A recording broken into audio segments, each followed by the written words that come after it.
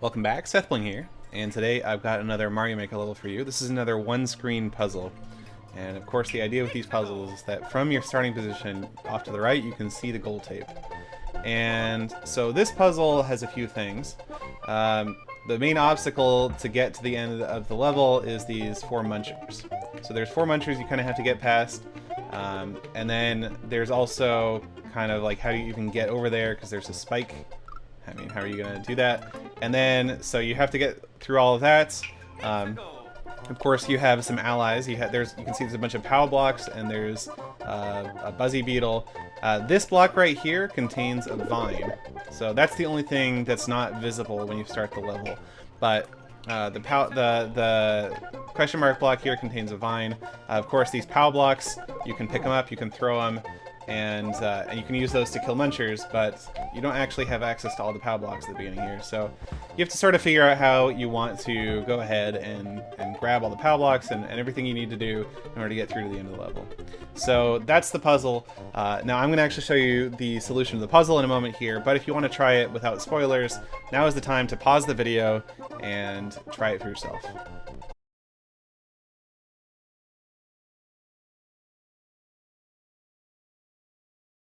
Alright, if you're still here, or if you've come back, that means you are ready for spoilers. So let's see the solution to the puzzle.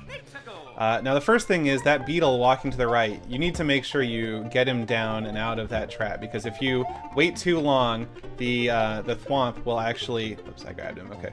The thwomp will block his path, and he'll just turn around and he'll get stuck in that pit with the munchers. And if you do it too soon, the thwomp will actually squish him above his head. Okay, so Buzzy Beetles, they'll wake back up if you put him down. So the first thing we need to do with him is clear out a path for this vine. The vine will actually go through turn blocks, but only if they're spinning. So we're going to make sure that they're all spinning and hit the vine. And so that'll come up and go through that saw and all those turn blocks. And now we can actually go through the top path and collect that POW switch. So we'll ride this POW switch. That's one cool thing about POW switches, is that you can actually ride them. I'm actually going to grab the POW switch, and I need this down below. I can't throw it yet. If I threw it, the Buzzy Beetle would get destroyed. So we're going to drop the POW switch in the corner. It's hidden behind my edit button, but it's still there. And so now I can just grab the POW switch, and it's good to go. Now the cool thing about POW switches is they're kind of like building blocks. You can stand on them, you can move them around and everything. Very, very useful for that, for all sorts of stuff. Now, there are some POW blocks in the top right corner. We need all of those. So I'm going to hop on this beetle, and we're going to use the beetle to kill the thwomp so that we can get over to the top right. So in order to do that, I missed it. I need the thwomp to be touching the ground when I hit this POW block. And so that killed both the thwomp and one of the munchers off to the right here. And it also cleared out the path here on top of the mushroom. Now, we can use that path by basically stacking up POW blocks. I gotta make sure I don't hit this from underneath, because otherwise I'll destroy it. We can stack up POW blocks on top of this and make sort of like a tower that we can use to get up here.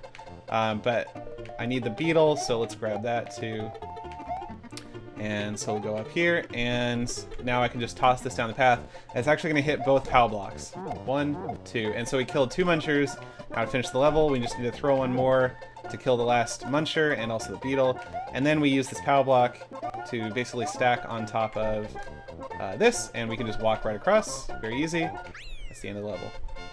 So this one I think was a bit easier than my first one-screen puzzle, but if you want to check that out, they're both available if you just go to my profile in Mario Maker, or you can go check out the video as well. But yeah, this one was definitely fun design. I think this one was a little bit easier both to solve and also required just less mechanical skill. There just wasn't as much difficult maneuvering involved as in my first one-screen puzzle. The only hidden thing here is the vine, and that's in this block, and you get to discover that immediately at the beginning of the level if you want to. So that's kind of one of my design principles of the one-screen puzzles, is that you should be able to see everything from the very beginning and solve it all from the very beginning if you are so inclined. It's interesting to note, by the way, that I actually had to switch these out. These were actually originally giant wigglers standing on top of each other instead of munchers, and the problem there was that you were actually able to destroy them by using shells. And so you could actually put a POW switch right here. Here, I'll actually show you. You could put a POW switch right next to the munchers. And then kind of like drop the shell by pressing down and just dropping it. It would kill a wiggler. You could actually pick it up really fast before the next wiggler dropped down, and you could actually kill all 4 wigglers with a single shell that way. So I just sort of changed the design of the level a little bit. And the other thing is I wanted to make sure, the reason there's 2 POW switches up in the top right corner here is because I wanted to make sure that the player was required to basically give up the shell before they were able to kill all the munchers and reach the end of the level. And the reason I wanted that is so that the player didn't think that the solution to the puzzle involved basically dropping the shell into this little gap here and jumping over it, like jumping off of it to get past this gap. Because that's, if you don't think about the fact that you can use POW switches in that gap, you might think that the solution is to like drop the shell into this gap. And it's actually kind of difficult to bounce off the shell correctly. And so another one of my design principles here is that I don't want there to be something that looks like it could be the solution that is really hard to execute. And so I intentionally got rid of that strategy so that the player wasn't tempted to try a really hard strategy over and over and get frustrated.